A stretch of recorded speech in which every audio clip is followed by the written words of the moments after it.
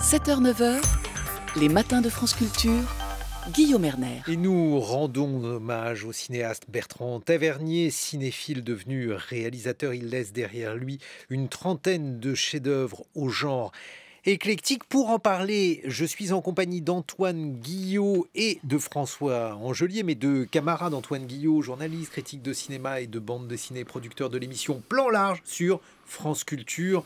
François Angelier, producteur de Mauvais Genre, aussi évidemment sur France Culture. Peut-être une réaction, puisque nous venons d'entendre le billet politique de Frédéric XVI. Il y a une politique de Bertrand Tavernier. Il est particulièrement salué d'ailleurs par la presse de gauche ce matin. J'ai ainsi l'Humanité qui fait sa une sur l'homme cinéma, mais c'est aussi le cas dans Libération. Antoine Guillot. Oui, c'était très clairement un cinéaste engagé. Pas un cinéaste militant, hein, c'est pas exactement pareil, mais c'est quelqu'un qui s'est engagé à plusieurs reprises. Alors, d'abord dans la défense du cinéma français et de l'exception culturelle au niveau européen, mais aussi dans la politique française. Il faut se souvenir, par exemple, qu'il avait fait un film sur la double peine, Histoire de vie brisée, qui a changé la politique française, puisqu'après l'avoir vu, dit-on, Nicolas Sarkozy a retiré son idée d'appliquer la double peine, d'expulser ceux qui avaient été en prison. Il fait partie en 97 des cinéastes qui s'engagent contre la loi Debré pour la défense des sans-papiers, qui prône la désobéissance civile. Et puis son cinéma, souvenons-nous quand même qu'il avait fait dès 92 La guerre sans nom, un des premiers documentaires à faire parler des anciens soldats de la guerre d'Algérie pour raconter ce qu'avait été cette guerre. Et ces films, en tout cas les plus sociaux, les plus ancrés dans la société contemporaine, comme L627 par exemple, sont très clairement des actes engagés. Alors, à gauche, oui, mais il faut se souvenir qu'à l'époque, Paul Quilles, le ministre de l'Intérieur, avait détesté ce film parce que déjà, on ne voulait pas parler de la misère des conditions de travail des policiers et des difficultés dans lesquelles ils se débattaient tous les jours. Et bien, quand il faisait réagir des politiques comme ça, je crois que Bertrand Tavernier était ravi. François Angelier. Oui, c'est un peu comme Boisset quand il fait un Condé. C'est un cinéma de gauche, mais qui ne plaît pas forcément à l'exécutif. Et c'est vrai que c'était la caractéristique de Tavernier. Oui, il faut rappeler qu'il était né en 41 de René Tavernier, qui était un poète résistant proche d'Aragon. Donc il est né déjà dès le départ dans un milieu... Il habitait en dessous. Voilà, donc... il habitait en dessous d'Aragon, ils ont cohabité. Et même un poème célèbre d'Aragon est dédié à ses parents. À sa mère. Il est né dans un milieu qui était celui de la gauche militante et de la résistance lyonnaise. Autant dire que il était au cœur du problème. Et même il n'a jamais oublié que son père avait libéré Lyon avec des FTP MOI, c'est-à-dire avec de la main-d'œuvre immigrée. Et ça, il s'en souviendra toute sa vie.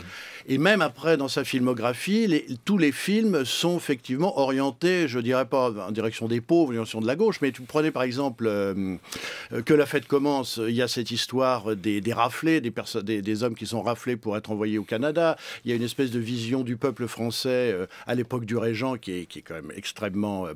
il prend le parti non pas de l'aristocratie décadente, mais plutôt du petit peuple. Et puis pareil pour Le juge et l'assassin, qui se termine quand même par un chant d'une manifestation syndicale ouvrière et qui met en scène justement le destin de Vacher l'éventreur, qui est victime de la société. Et pareil après pour Que la fête commence, qui pourrait avoir l'air d'être une sorte de film un peu mélancolique sur, je dirais, la haute société française au lendemain de la Première Guerre mondiale, mais qui est plutôt un film sur la déconfiture idéologique de l'après 14. Donc effectivement, c'est un cinéaste de gauche, mais pas militant tout à fait. Et puis alors, nous sommes en ligne sans transition, ou avec une transition, avec Philippe Torreton. Bonjour. Bonjour Guillaume. Philippe Torreton, vous avez joué dans 4 films de Bertrand Tavernier, Lapin, Capitaine Conan, ça commence aujourd'hui. Et laissez passer peut-être un mot sur les convictions politiques de Bertrand Tavernier qui, je crois, étaient très importantes dans son œuvre et dans son art. Oui, je vous rectifie juste, j'ai pas joué dans Laissez passer, justement. C'est Jacques Gamblin. J'ai joué dans L627, dans Lapin, dans Capitaine Conan et ça commence aujourd'hui. Pardon. Et donc, sur les convictions politiques de Bertrand Tavernier, Philippe Torreton, qu'est-ce que vous auriez à dire à ce sujet? Quel genre de conviction l'animait, je crois, dans son travail, dans sa vie? Moi, j'ai envie de dire des convictions d'un constat d'insatisfaction de notre société telle qu'elle est ou telle qu'elle était à chaque époque où je l'ai connue. C'est-à-dire que, paradoxalement, on n'a jamais parlé politique ensemble. On a parlé des conditions de vie, de certaines catégories de la population. On a parlé de problèmes, oui, d'immigration. On a parlé de la police, des problèmes que vivaient les policiers. À chaque fois, c'était une vision en fait de ceux qui sont un peu en première ligne, notamment le rôle qu'il m'avait confié de Daniel Lefebvre dans Ça commence aujourd'hui. Bon ben voilà, c'était il symbolisait tous ces instituts de France qui accueillent la misère sociale dans leur classe et qui n'ont pas les moyens de la résoudre et qui doivent se débattre avec. Quel genre de professionnel était-il? Parce que je crois que dans les tournages de Tavernier, il régnait une bonne atmosphère, ce qui n'est pas nécessairement le cas, Philippe Torreton. Oui, moi j'ai adoré ça. Et mon deuil aujourd'hui vient de cette ambiance-là aussi. Évidemment, je pleure. Cet homme avec qui j'ai quand même passé presque une dizaine d'années de ma vie et qui m'a fait découvrir tellement de choses, il m'a fait vivre tellement de choses. Je lui dois énormément. Mais j'ai un deuil de cette ambiance joyeuse, studieuse. Il y avait une joie sérieuse à faire du cinéma. Les deux étaient réunis, les deux étaient indissociables. Il fallait rigoler, mais rigoler sur du travail, rigoler sur de la documentation. Il faisait ça sérieusement. Mais il y avait une place toujours. Pour lui, un film, par exemple, c'était pas faire ce que j'ai écrit dans un petit carnet. C'était je prévois quelque chose, j'ai envie de raconter cette histoire. Il mettait un soin fou à scénariser. Mais après, il y avait le temps du tournage. Et le temps du tournage pouvait re-questionner l'écriture. Donc, sans arrêt, on était là à improviser des fins de scène ou avec des objets, des accessoires. C'était un fou des accessoires. Il adorait l'accessoirisation des plateaux. Et la gestion qu'en faisaient les comédiens, ça le fascinait. Pour lui, une des grandes qualités d'un acteur, c'était l'habileté qu'il pouvait avoir avec les objets. Ça le fascinait, par exemple. Et il était prêt à tout chambouler, y compris ce qu'il avait prévu, ses axes de caméra, parfois même les dialogues.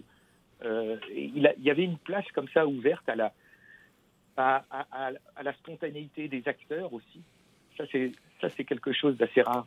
Antoine Guillot. Oui, mais c'est ce qui fait que Tavernier est tout sauf un dogmatique, puisqu'on parlait on parlait tout à l'heure d'engagement ou de militantisme, parce que c'est un cinéaste très pragmatique, il me semble. Et ce que décrit Philippe Torreton des tournages ne m'étonne pas, parce que c'est quelqu'un qui trouvait des solutions par rapport à des histoires qu'il voudrait raconter. Et c'est vrai que sa filmographie a l'air très éclectique, comme ça. Quel rapport entre... On a l'impression qu'il aimait tous les genres dans le cinéma. Mais c'est le cas, c'est-à-dire qu'il agit comme le cinéphile qu'il était, c'est-à-dire qu'il trouvait très souvent des films admirables, et il aimait beaucoup dire comme ça, mais au minimum il y avait toujours quelque chose d'intéressant. C'était le boulimique de cinéma, et qui donc a retranscrit dans sa façon de faire du cinéma tout ce qu'il aimait, c'est-à-dire aussi bien le social, le concret, le naturalisme, et puis la grande épopée en costume. Et Torreton a traversé ces différents axes de son cinéma. Et oui, parce que je crois, Philippe Torreton, que vous avez beaucoup dialogué avec lui sur le cinéma. Il vous a beaucoup transmis à cet égard.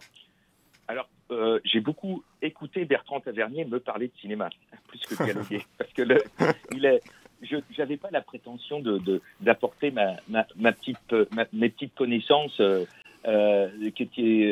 Non, lui, on gagnait beaucoup de temps et on avait plutôt intérêt à l'écouter parce que c'était génial. Forcément, il avait une connaissance, et comme vous le disiez, il était pragmatique, il était indépendant dans ses goûts. Il n'avait pas de chapelle, donc c'est ce qui faisait sa force et sa faiblesse d'ailleurs, parce que en France, on aime bien les chapelles, on aime bien être l'héritier appartenir à telle famille du cinéma ou du théâtre, etc.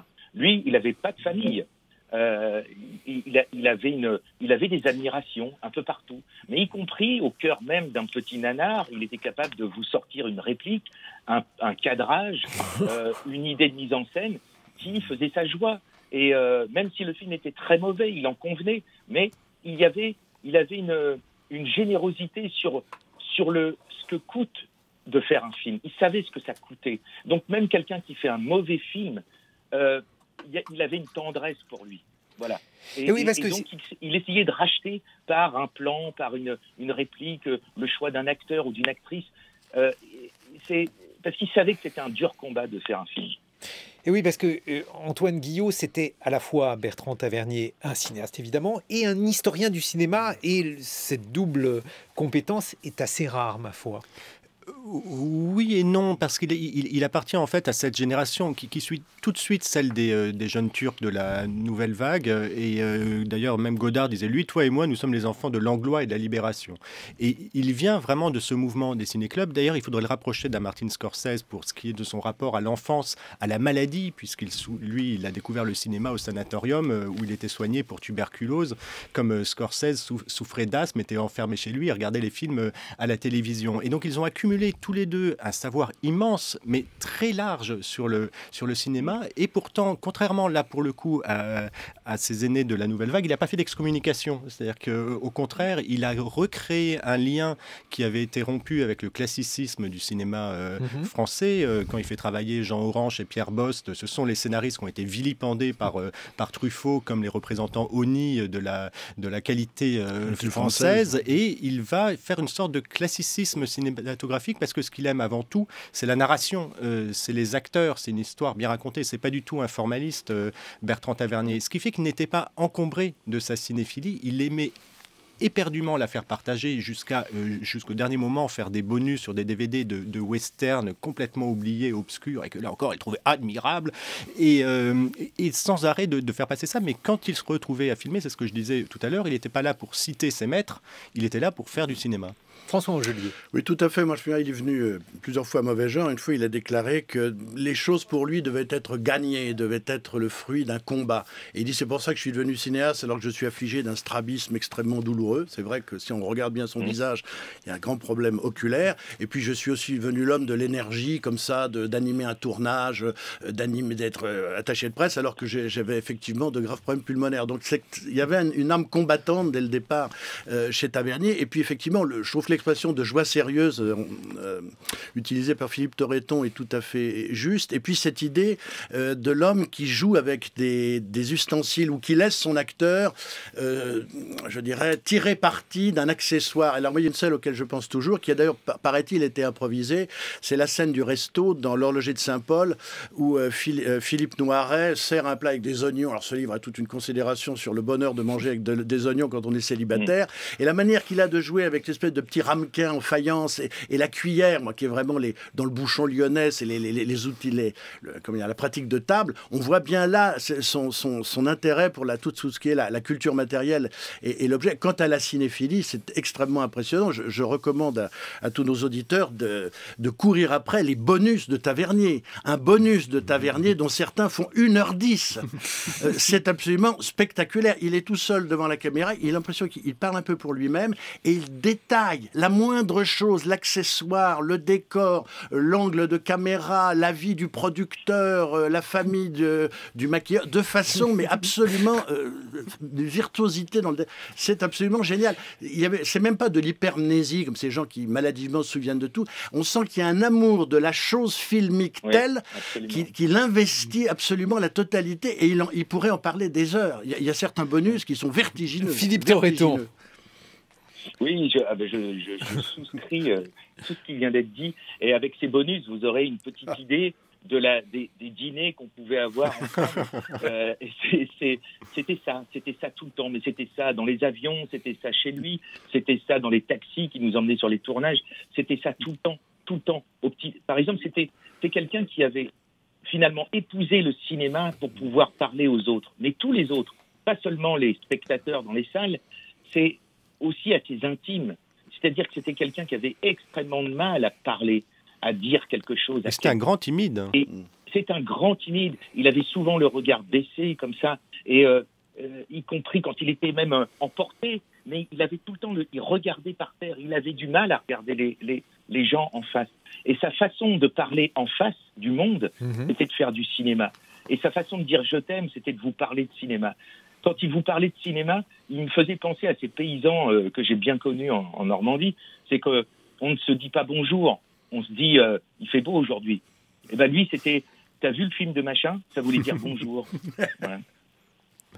Antoine Guillaume. Philippe Torreton, moi, je suis assez curieux quand même de la direction d'acteur chez Tavernier, parce que ayant commencé avec Philippe Noiret, qui détestait qu'on lui dise ce qu'il devait faire, mais qui pouvait passer des heures à choisir son costume ou sa coiffure, avec vous, comment ça s'est passé? Parce que même si vous aviez joué chez d'autres réalisateurs avant, vous êtes quand même un peu né au cinéma avec Tavernier.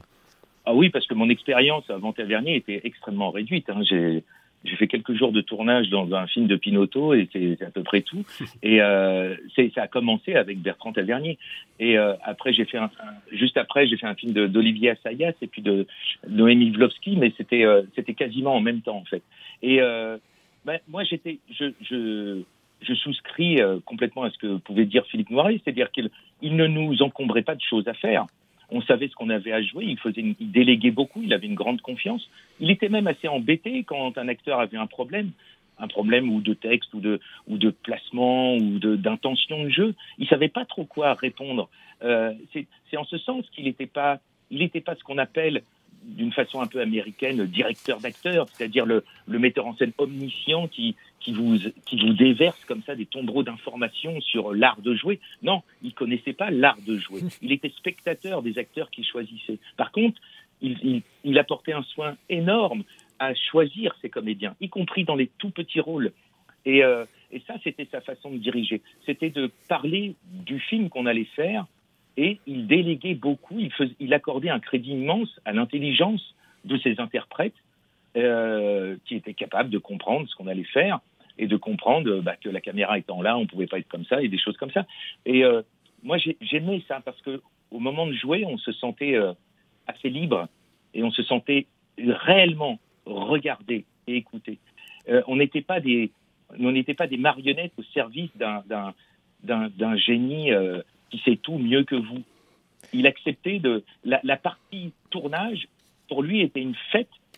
C'était que la fête commence, parce que c'était là qu'il allait pouvoir être spectateur de ses acteurs et entendre le texte qu'il avait mis autant de temps à écrire ou co-écrire. Et c'était ça pour moi. C'est quelque chose qui m'a profondément touché.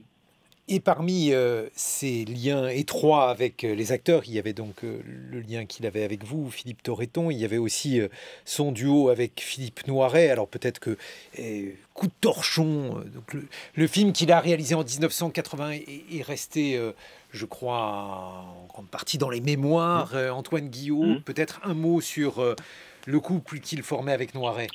En tout cas, avec Noiret, il me semble qu'il a fait sans doute ce qu'il y a de plus sombre aussi chez Tavernier, parce qu'on en parle de la joie, du militantisme, mais il y avait aussi quelque chose de quasi célinien par moment chez Noiret, chez Tavernier. Mais pour le coup, je dis Noiret parce que Noiret est son double de cinéma, très clairement. Et Coup de torchon est assez frappant pour ça, parce que c'est l'adaptation d'un livre de Jim Thompson, 1275 âmes, qui est le numéro 1000 de la série noire. Il le transpose dans l'Afrique coloniale française, et il va montrer le côté extrêmement poisseux de cette société glauque, sombre, presque pourrie de l'intérieur, comme dans Que la fête commence. Et il y avait aussi chez lui une dimension extrêmement noire. Enfin, il faut se souvenir de La Passion Béatrice, qui est un film extrêmement brutal sur le Moyen-Âge. Et il aime aussi, on parle du juge et l'assassin, etc. Il y a quelque chose où il trifouille quand même les plaies purulentes de la société française par moment. Et moi, c'est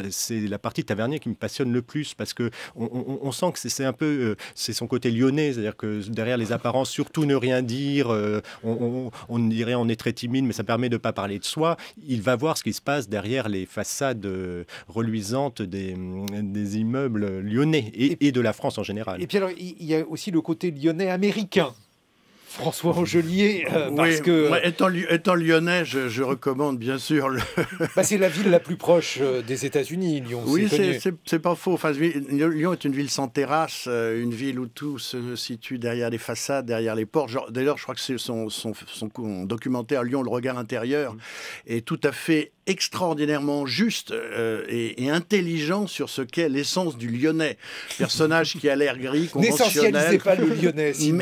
On en parlera pour une autre émission, mais justement, c'est ce mélange de conservatisme apparent, de calme, de pondération, et chaque fois qu'il y a une bourde à faire en France, elle se fait à Lyon. Je veux dire, l'imprimerie, la maçonnerie ésotérique, la poésie féminine, la résistance française, les partouzes lucifériennes, tout ça, c'est à Lyon. Alors, vous voyez, donc c'est une ville qui met du temps, et ça, il a magnifiquement il l'a bien compris. restitué. Alors, l'autre Lyon, je veux dire les États-Unis, Antoine Guillot.